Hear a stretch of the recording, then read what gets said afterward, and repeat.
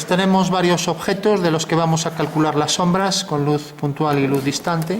Tenemos, por ejemplo, un prisma, desplazamos esto, estamos en militar, entonces uno este punto con este con este y este con este. Y ahí tengo ya el prisma, ¿vale? Si ahora, por ejemplo, hago otra figura, hago un polígono, como en este caso, este hexágono irregular, voy a ponerlo así bajo esta perspectiva, y también hago las verticales y desplazo la figura, con lo cual yo tengo ahí la perspectiva de ese prisma hexagonal irregular, ¿vale? Todo el mundo lo entiende, ¿no? En 3D, ¿vale? Hago otro objeto, pues por ejemplo este, voy a ponerlo por ejemplo así para que se vea mejor. Entonces también lo desplazo hacia arriba y tengo, bueno, ¿cómo se llamaría este objeto? Si uno los puntos mediante verticales, un prisma recto de base triangular equilátera, ¿no? O sea, es un triángulo equilátero, hasta lo tendremos por aquí seguramente, creo, aquí está, aquí estaría, ¿no? Y también es triangular equilátero, lo que está ahí, lo veis, ¿no? Fijaros que cuando una cara la desplazo en una dirección, si es ortogonal a la base, pues decimos que el prisma es recto. Si es oblicuo, decimos que el prisma es oblicuo, ¿no? Como alguno que hay por aquí. A ver, pues por ejemplo este. Lo que pasa es que está cortado ahí, este será un prisma oblicuo. Vale. Bueno, vamos a hacer alguno más. Tenemos, por ejemplo, aquí el caso del cono.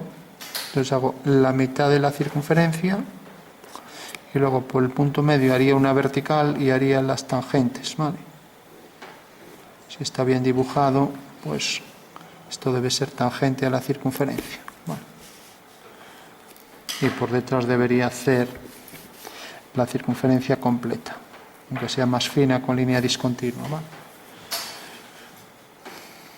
Bueno, hacemos el cilindro, pero para variar y no hacerlo circular, podemos hacer un cilindro. ¿Alguien sabe cómo se llama este cilindro?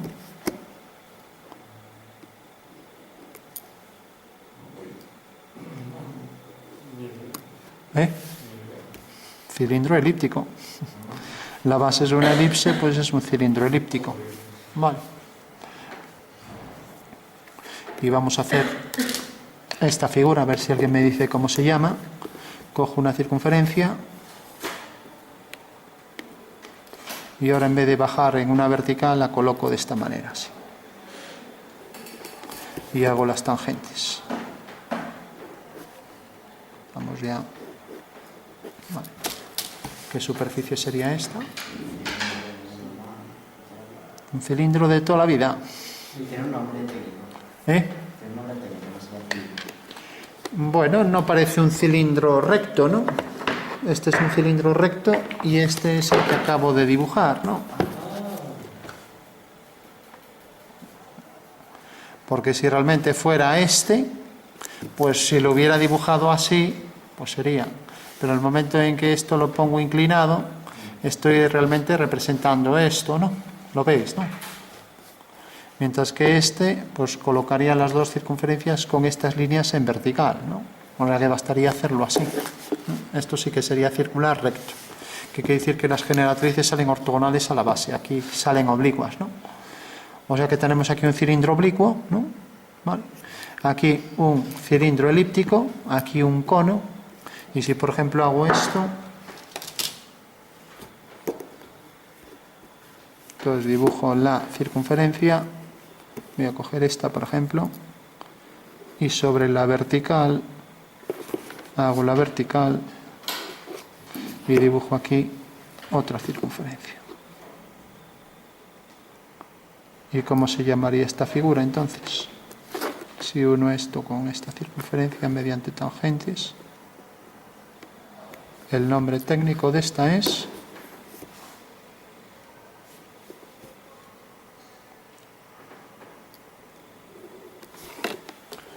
¿qué figura sería? Pues es un cono, ¿no? Y al estar cortado, ¿qué nombre tiene? cono truncado, ¿no? Recordad en cualquier figura que está cortada, lo tenemos además por aquí. Tenemos los tres tipos de cono. A ver, que no lo encuentro.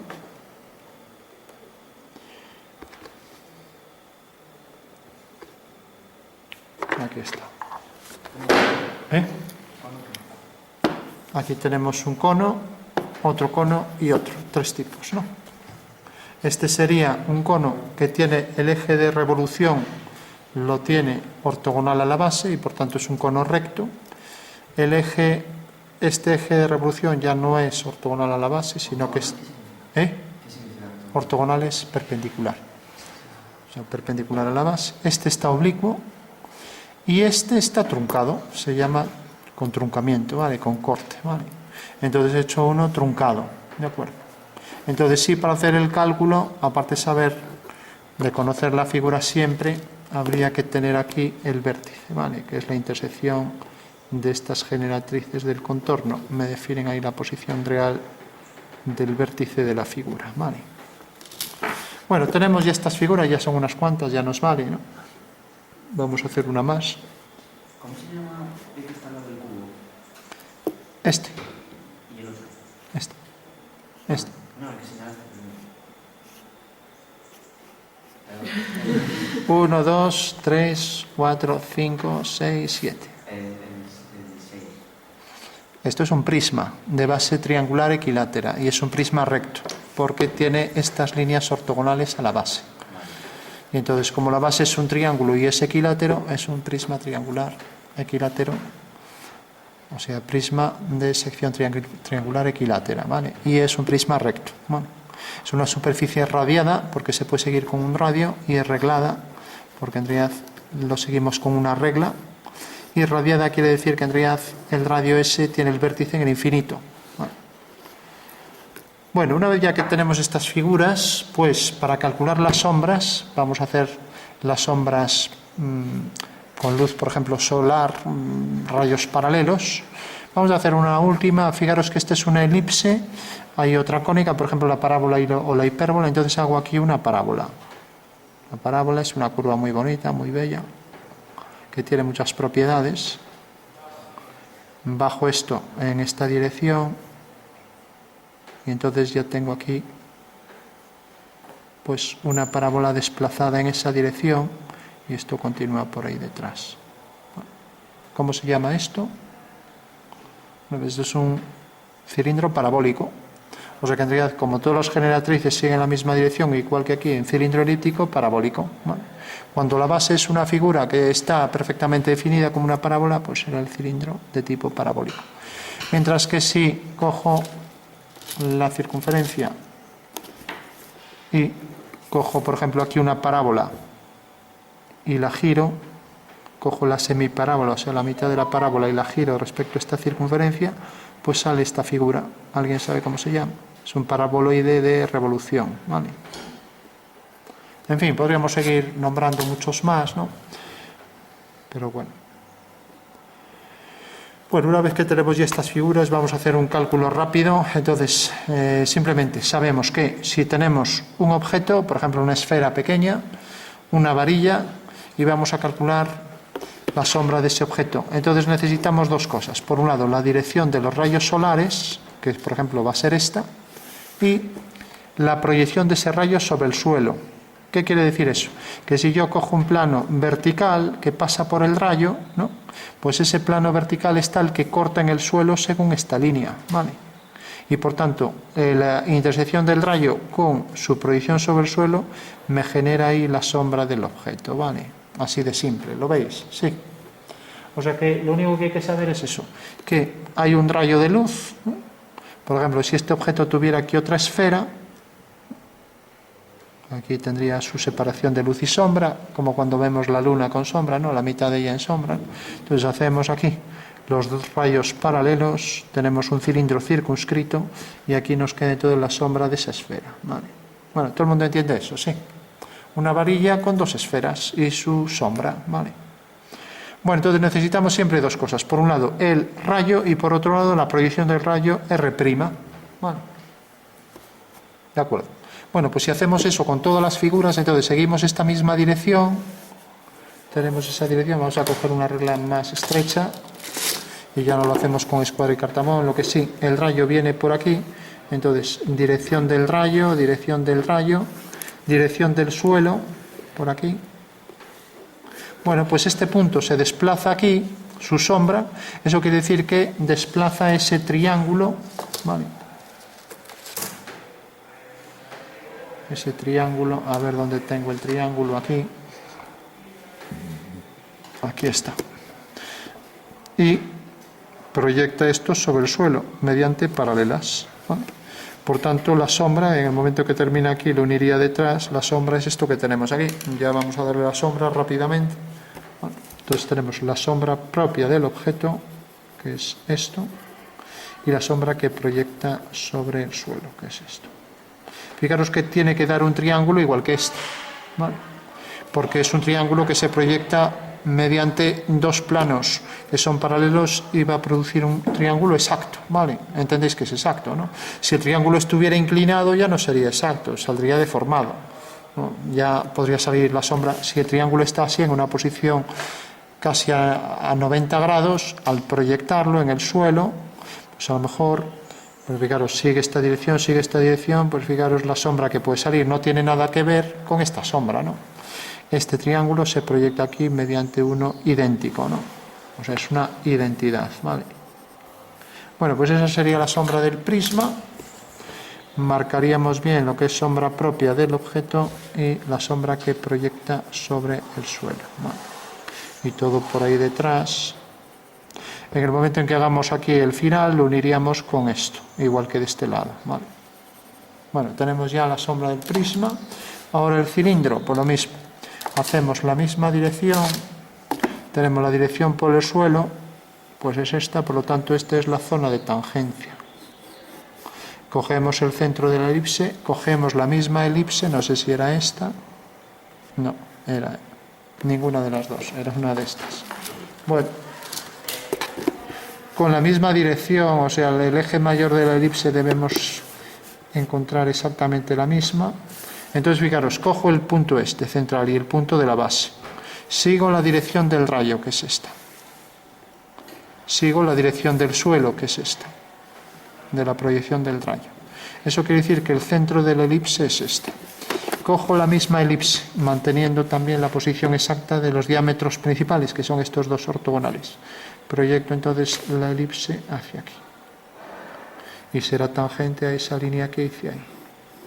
O sea que será una elipse que mantiene la dirección de los ejes y que en el punto de tangencia de ese rayo levanta una vertical y lo mismo aquí. Por lo tanto, esta será la zona de sombra del cilindro elíptico y esto será toda la zona, esta es la sombra propia que llamamos del objeto y esta será la sombra que arroja sobre el suelo.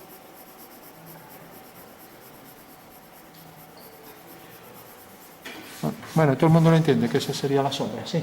¿Se ve? Bueno, la sombra del cono, pues lo mismo, dirección del rayo, por aquí. Dirección del suelo, cojo la sombra de este punto, la proyección del punto A es el centro de la circunferencia, sigo la dirección del suelo, que es esta, que me lo daba aquí, ¿no? Vale. Creo que estaba saliendo fuera, a ver. Y ahí también parece que está, bueno. Entonces, fijaros, sigo la dirección del suelo, es esta, viene por aquí, corta aquí, desde aquí hago la tangente a la circunferencia, desde aquí hago la otra tangente y en el punto de tangencia lo uno con el vértice. Y esta es la línea separatriz de luz y sombra, se llama así, por lo tanto la sombra del cono será esto. Bueno, mientras que la sombra que proyecta sobre el suelo será esto. Claro, alguien me puede decir, oye, es que matemáticamente, bueno, más que matemáticamente, de una manera formal, pues decimos, en la realidad física, esto aquí hay una fusión entre luz y, vale, ya son otras cuestiones. Igual que esto, al dar la luz hacia este lado, también aquí habría un degradado, etcétera. Pero Matemáticamente es una línea de separación de luz y sombra, ¿vale? No vamos a entrar en más cuestiones físicas, ¿vale? Bueno, hacemos lo mismo con el prisma. Si os fijáis, esto sigue también la dirección del suelo, que es esta. Dirección del suelo, que es esta. Y ahora dirección del rayo, que es esta. Por lo tanto, la sombra de este punto cae aquí. La sombra de esta línea será una paralela y es un desplazamiento de ese cuadrado. Cojo el cuadrado, el mismo, que es este. No, no es ninguno de estos. Es este. Este de aquí. Y fijaros que esto se desplaza hasta aquí. Y por tanto este será el cuadrado. Pero sale de aquí abajo con esta misma dirección. Eso quiere decir que la misma dirección la marco aquí. Bueno, pues ya tengo la sombra propia del objeto, que es esta, y la sombra que proyecta sobre el suelo, que es esto. Bueno, se va pillando, sí.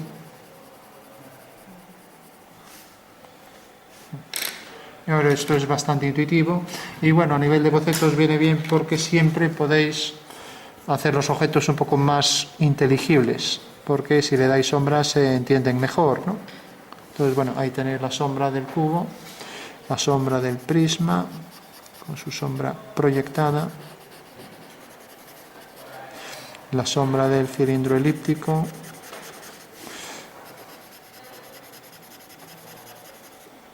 aquí vamos a dar un poco de sombra en el lateral, para diferenciarlo, la sombra aquí del cono, sombra que proyecta, sombra arrojada y sombra propia del objeto. Vale. Bueno, seguimos. Bueno, todos son iguales ya. Sí, una vez ya que se hace uno se van haciendo todos, ¿no?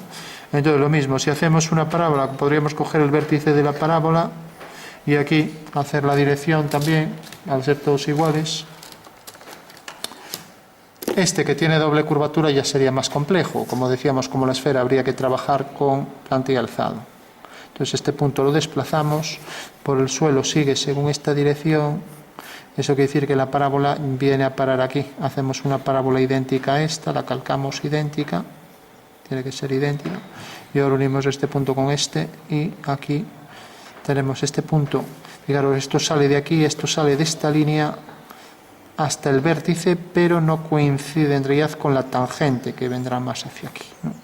Entonces, como aquí coincide mal, vamos a ponerlo de esta manera para que se vea. Este es el cilindro parabólico, ahora ya no está en una militar y de repente la parábola, por ejemplo, se desplaza hasta aquí.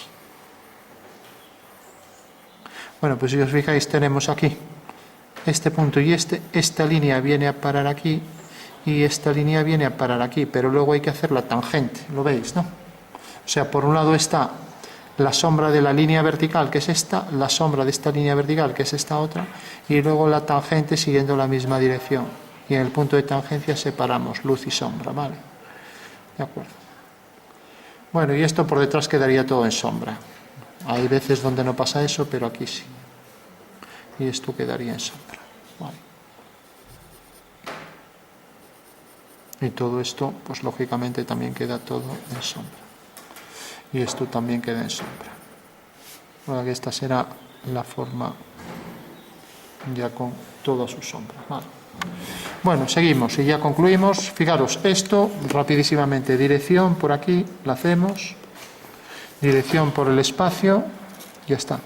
Entonces es un desplazamiento de este hexágono, cogemos el mismo hexágono, lo calcamos y ya está.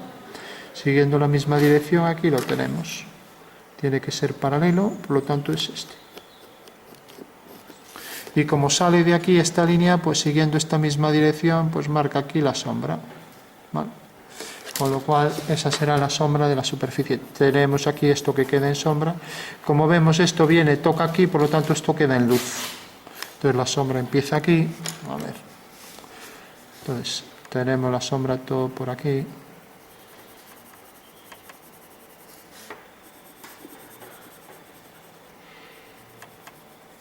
Y la sombra propia del objeto. Bueno, se entiende, ¿no? La sombra del cono. Bueno, de ahí no pasa. Tenemos aquí el centro, tenemos la dirección, tenemos la dirección esta, corta aquí, y desde este punto hacíamos las tangentes, la tangente. Entonces, como este es el punto de tangencia, lo unimos con el vértice. Entonces tenemos ya esta zona de sombra. Bueno, pues esto será la zona toda que hay que sombrear, ¿vale? Y si calculamos la sombra de esta circunferencia, tenemos aquí el centro, sigue la misma dirección y será una circunferencia igual de grande, porque estamos en una proyección en perspectiva de tipo militar. Cogemos la misma circunferencia, la dibujamos aquí, a ver, parece que es esta. Entonces hacemos aquí la circunferencia y fijaros que, si aquí hago, el punto de tangencia es este, será una perpendicular desde el centro, por lo tanto esta será la sombra, ¿vale? Vale, ya tenemos la sombra del cono truncado.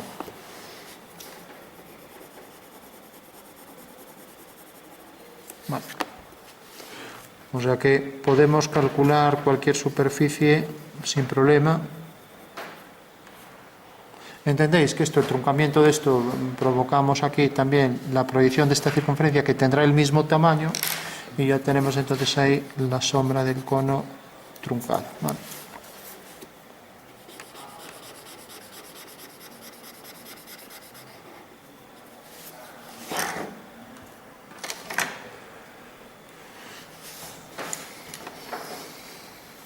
Bueno, vendría por aquí la base y por aquí la sombra.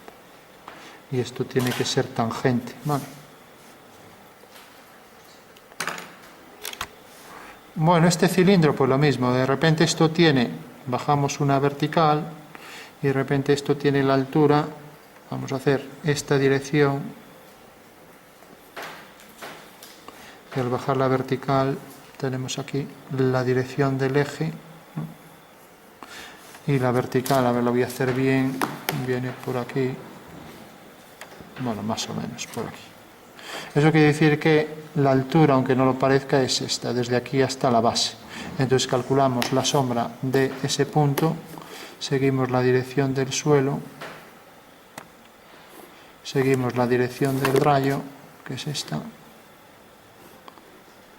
desde el centro, y la traslación de esa circunferencia es esta. A ver, parece que es esta o una menor, más bien esta.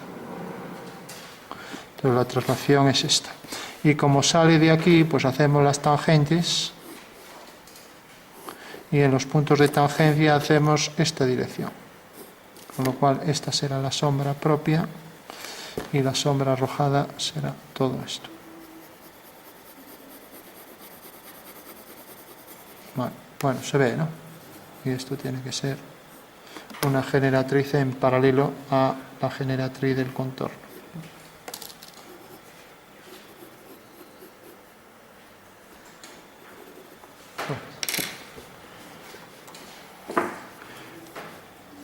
Bueno, se van entendiendo, sí.